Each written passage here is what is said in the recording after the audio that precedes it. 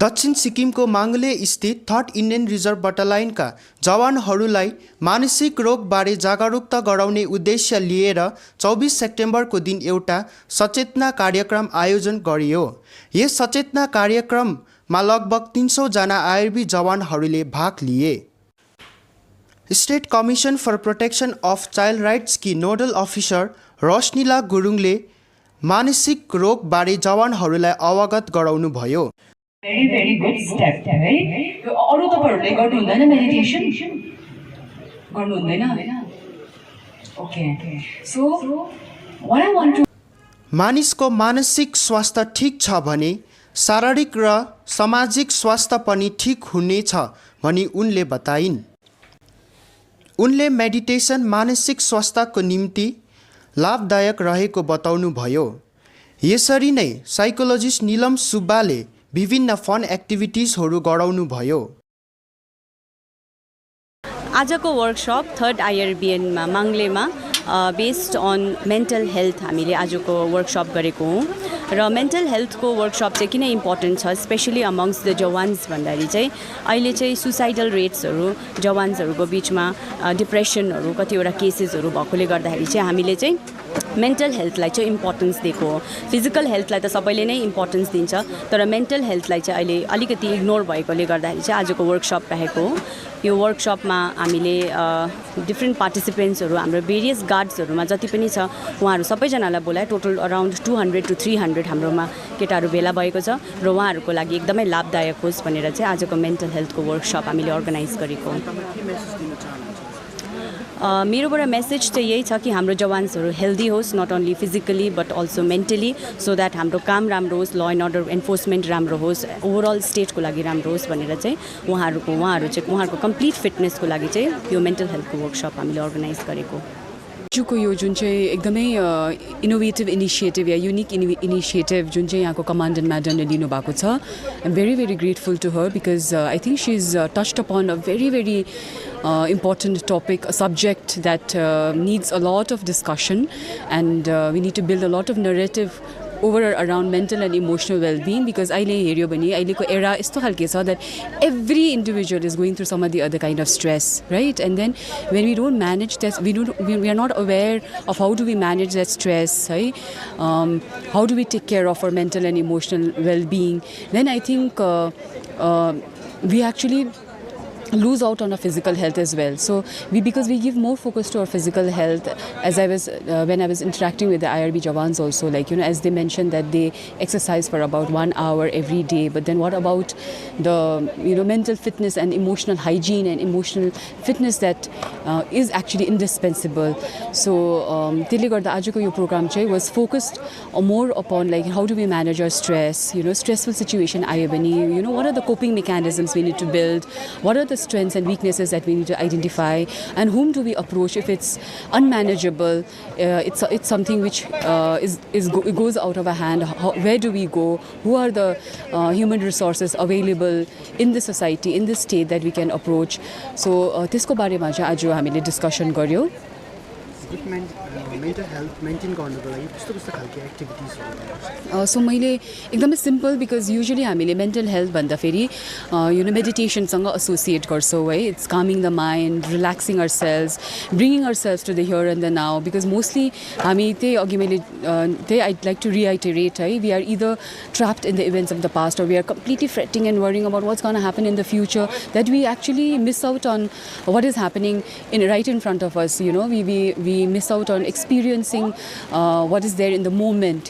So त्यसले गर्दा त्यसको लागि चाहिँ mindful meditation I feel is very important because that has helped me, it has helped me to deal with my stress and manage my stress. So बिहान उठेर gratitude affirmation, when you get up in the morning, the first thing what we especially अहिलेको generation what we do is we pick up the phone, we watch what's there in the social media, how many likes our pictures have got. So त्यो नगरेर चाहिँ अलिकति give you some just just 10 minutes, devote yourself, like at least give some 10 minutes to yourself, meditate, do some breathing exercise, है gratitude affirmation गर्नु. At least 3 things, what am I grateful for today, है just for the fact that I'm alive, I woke up alive, है I'm being able to talk, I'm being able to do things. त्यो कुराहरू सुरु गरेर चाहिँ you know then we'll be able to realize like how हाम्रो thought process ले चाहिँ emotions लाई stimulate गर्दै रहेछ, and how can we if we are feeling, you know, we are having some kind of negative emotion, that means the reason is that we have some kind of negative thought. So how do we alter our thought process? So त्यसको बारेमा नै अघि हामीले यो एक्सरसाइजेसहरु पनि introduce गर्यो. बारेमा चाहिँ अब हामी त वर्कसप मेन्टल हेल्थको लागि आएको है. अन्त मेन्टल हेल्थ चाहिँ अब अहिलेको जमानामा टुडेज उयसमा हेऱ्यो भने चाहिँ एकदमै भेरी इम्पोर्टेन्ट एउटा कन्सेप्ट हो होइन. अन्त यो कन्सेप्टमा चाहिँ हामीले एकदमै धेरै इन्फोसिस दिनुपर्छ. मेन्टल हेल्थ भन्दाखेरि वर्कसप एक दिनमा सक्दैन है. इट इज अ अब यो उयो हुन्छ लङ ग्रेजुअली हुने चिज हो है. मेन्टल हेल्थको अवेरनेस भइरहने गरिरहने, अन्त आज गऱ्यो भोलि सक्यो भनेर होइन.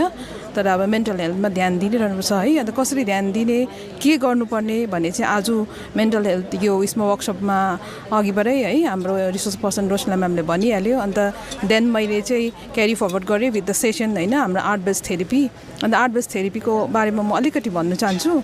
यो चाहिँ आर्ट बेस्ड थेरेपी चाहिँ अहिले लाइक हाम्रो इन्डियामा चाहिँ it's a first kind of therapy जुन चाहिँ अहिले एकदमै पपुलर भएको छैन है. सो हामीले चाहिँ right now we are trying to popularise it.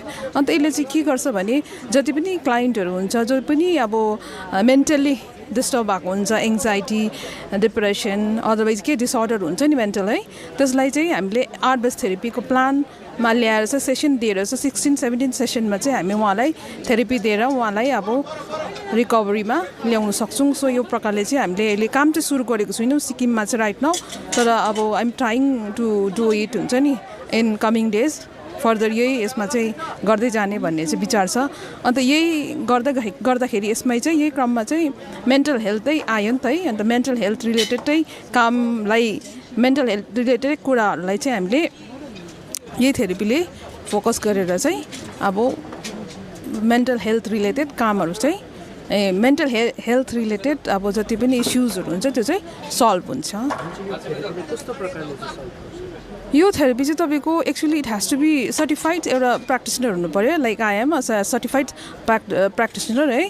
अन्त यो चाहिँ अब हामीले सेसन प्लान गर्नुपर्छ. यसलाई चाहिँ है हाम्रो सेसन हुन्छ अब 3टा सेक्सनमा हुन्छ है. फर्स्ट, सेकेन्ड, थर्ड हुन्छ. त्यसमा चाहिँ हामीले यसलाई फ्लो ल्याएर होइन क्लाइन्टलाई पुरा कम्फर्टेबल बनाएर अन्त लास्टली चाहिँ जब क्लाइन्ट कम्फर्टेबल हुन्छ त्यति बेला चाहिँ क्लाइन्टले आफूमा बितेको घटनाहरू, आफूमा परेको परेशानीहरू होइन आफूले भन्नु नसकेको कुराहरू चाहिँ उहाँले लेखेर डान्स गरेर गीत गाएर अथवा धेरै प्रकारको हामीले आर्ट्स एस्पेक्ट्सहरू हाल्छौँ नि त है. यसमा कर्पोरेट गर्दाखेरि चाहिँ लास्टली चाहिँ अब 16 सेसन्स कम्प्लिट हुँदाखेरि चाहिँ यो थेरेपीमा चाहिँ क्लाइन्टले चाहिँ आफ्नो अब कति चिजहरू बुझ्छ, उसले आइडेन्टिफाई गर्छ होइन, विकनेस आइडेन्टिफाई गर्छ. अन्त उसले आफूमा बितेकोलाई कसरी चाहिँ एक्सप्रेस गर्नुपर्ने छ र सिचुएसनमा कसरी चाहिँ यो सिचुएसनलाई ह्यान्डल गर्नुपर्ने रहेछ त्यो चिजहरू चाहिँ उनले भित्रबाट अब अहिले उसले चाहिँ क्लाइन्टले चाहिँ इन्ट्रोस्पेक्ट गर्छ. मतलब उसले चाहिँ भित्रैबाट इन्नर उयोबाट चाहिँ सेल्फ आफूले बुझेर चाहिँ बाहिर चाहिँ अब वर्ल्डलाई अब त्यसरी चाहिँ रेस्पोन्स गर्छ. अन्तमा चाहिँ मेसेज चाहिँ के छ भने हाम्रो सिक्किममा चाहिँ मेन्टल हेल्थमा चाहिँ धेरै मेन्टल हेल्थलाई काम गर्ने चाहिँ हाम्रो जति पनि प्रोफेसनलहरू छ धेरै कम्ती छ है. जसमा चाहिँ अब साइकियाट्रिक नम्बर 1 आइहाल्छ, अब सबैले चिनिहाल्छ होइन. काउन्सिलर त अहिले अब चिनिहाल्छ, काउन्सिलरले काउन्सिलिङ गर्छ भनेर.